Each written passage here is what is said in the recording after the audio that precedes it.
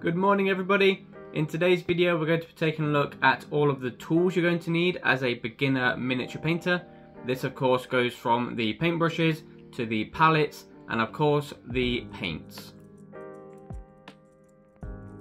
So the best kind of brushes really to get for your actual physical painting of your miniature are any sable hair brushes such as these ones here.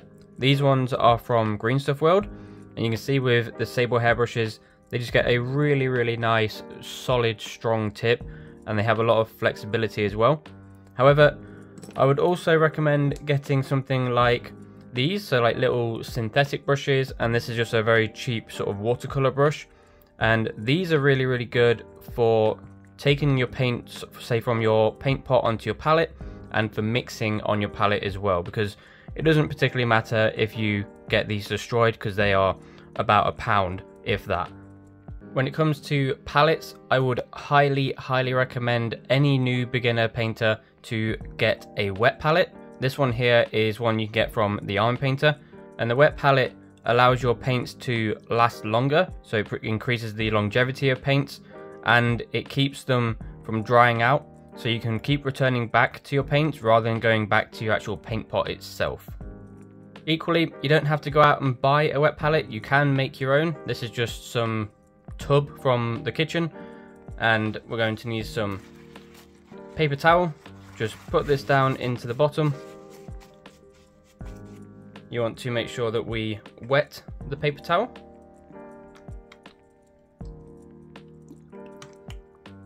And then over your paper towel, this is just some tracing paper, and you want to just lay that on top.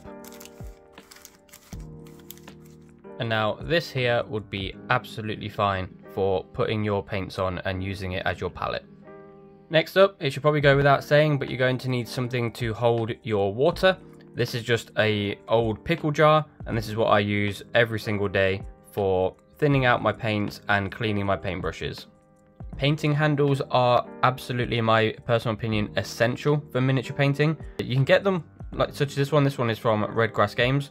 And then this one is just an old roll-on deodorant that I have sprayed black and stuck some blue tack on the top.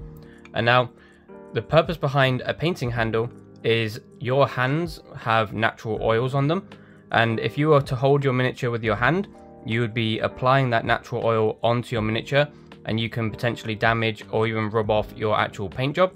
So having a painting handle allows you to not even touch the miniature at all. And equally, you can really sort of stabilize yourself with a painting handle to get really fine detail work. Lastly, of course, we have the actual paints themselves. Now, there are a lot of brands of paints when it comes to miniature painting. My personal favorites here are Vallejo, Army Painter, and Citadel.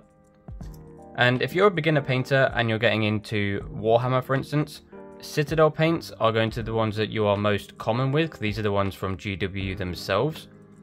However, I would definitely stress to try other brands such as Vallejo and Iron Painter, because their colours are very good. They get really strong coverage and they are just very beginner friendly, especially with the dropper bottles. However, if you're getting into Warhammer and it's your first miniature, you're likely going to be looking at Warhammer miniature painting tutorials.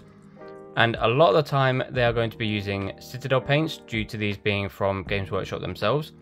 And I would definitely actually stress to probably try the actual Citadel paints, because it's going to be easier for you following a tutorial and they're saying to use something like Flash Gitz Yellow, rather than trying to figure out what the equivalent to Ice Yellow is in terms of Citadel and vice versa. So essentially you'll be able to follow along with your tutorials easier by simply using the Citadel paints themselves.